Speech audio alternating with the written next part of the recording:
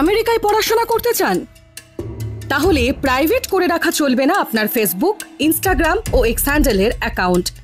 আর যদি ওই social media অ্যাকাউন্টগুলি locked অবস্থায় থাকে তাহলে সরাসরি রিজেক্টই হয়ে যেতে পারে আপনার ভিসা। এমনই নির্দেশিকা জারি করেছে মার্কিন বিদেশ দপ্তর। এই বিষয়ে সতর্ক করেছে ভারতে অবস্থিত মার্কিন দূতাবাসও। কিন্তু কেন আপনার সোশ্যাল মিডিয়া হ্যান্ডেল দেখতে চাইছে আমেরিকা? এই নিয়েই এই সপ্তাহের বিস্ময়ের সময়ের পর্ব নম্বর 29।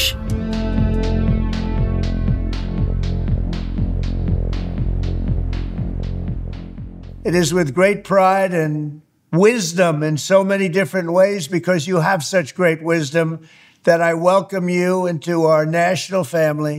আমেরিকার ভিসা আপনার অধিকার নয়, প্রিভিলেজ। এই কথাটা ডোনাল্ড ট্রাম্প ক্ষমতায় আসার পরে আমরা ওভাল অফিস মারফত বেশ কয়েকবার শুনেছি।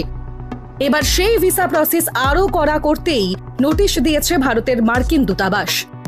কি বলা হচ্ছে নোটিশে? সোশ্যাল মিডিয়া এক্সে একটি পোস্ট করে ইউএস এম্বাসি জানিয়েছে, এফএম ও জে ক্যাটাগরির নন ইমিগ্রেন্ট ভিসা পেতে হলে পাবলিক করতে হবে সোশ্যাল মিডিয়া অ্যাকাউন্ট। কাদের ইস্যু করা হয় এই 3 ধরনের ভিসা? যেসব ছাত্র হায়ার স্টাডিজের জন্য আমেরিকা যেতে চান তাদের দেওয়া হয় F1 ভিসা। ভোকেশনাল স্টাডিজ বা স্কিল বেসড কোনো কোর্স করতে আমেরিকা যেতে হলে ইস্যু করা হয় M1 ভিসা। সাংস্কৃতিক ও একাডেমিক এক্সচেঞ্জ প্রোগ্রামের ক্ষেত্রে দেওয়া হয় J1 ভিসা। আমেরিকার সরকারি বিবৃতিতে বলা হয়েছে, ভিসার প্রক্রিয়া চলাকালীন সোশ্যাল মিডিয়ার প্রাইভেসি সেটিংসে কোনো পরিবর্তন করতে পারবেন না আবেদনকারী। এমনকি ভিসা অনুমোদিত হয়ে গেলেও স্ক্রিনিং চালু থাকবে। সঙ্গে নির্দেশ দেওয়া হয়েছে, অ্যাকাউন্ট থেকে কোনো কিছু ডিলিট পর্যন্তও করা যাবে না।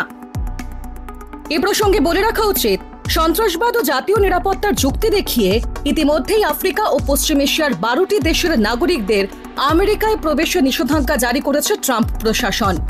এবার ভিসার আবেদনকারী প্রত্যেকের সোশ্যাল মিডিয়া খুঁটিয়ে দেখা হবে বলে জানিয়ে দিল তারা। সাধারণত সাইবার ক্রাইমের হাত থেকে বাঁচতে সোশ্যাল মিডিয়া অ্যাকাউন্ট প্রাইভেট করে রাখতে বলেন সাইবার বিশেষজ্ঞরা। আমেরিকার সরকারের এই বিজ্ঞপ্তিতে প্রশ্ন উঠছে, তাহলে ভিসা আবেদনকারী ব্যক্তির তথ্যের অপব্যবহার হয়ে কোনো পড়ুয়া যদি বিপদে পড়েন সে দায় কে নেবে? ইউএস এর সরকারি অফিসাররা জানিয়েছেন, সরকার চাইছে এমন মানুষকেই আমেরিকায় প্রবেশের অধিকার দিতে যারা আমেরিকার সরকারের প্রতি বিরূপ মনোভাব রাখেন না। যদি আবেদনকারী আমেরিকা সরকারের কোনো রকম সমালোচনা করে থাকেন তাকে ন্যাশনাল থ্রেট বলে বিবেচনা করবে আমেরিকা। তাই ভিসা দেওয়ার আগে কড়া স্ক্রুটিনির মধ্যে পড়তে হবে সব আবেদনকারীকেই।